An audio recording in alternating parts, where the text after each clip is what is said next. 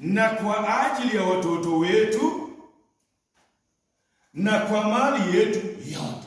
Bwana Yesu asifiwe. Amen.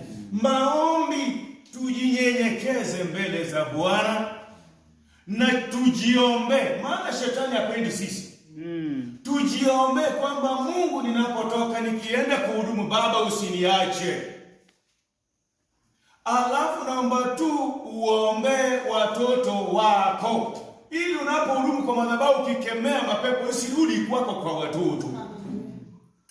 Namba 3, pia uombe mali yako. Bwana Yesu asifiwe. Amen. Huyu ni kuhani Ezra aliamurisha. Kuna vitu vingine vya kuamurisha. Bwana Yesu asifiwe. Kwa sababu vingine unasema tu tuseme, lakini aliamurisha maombi ya kufunga.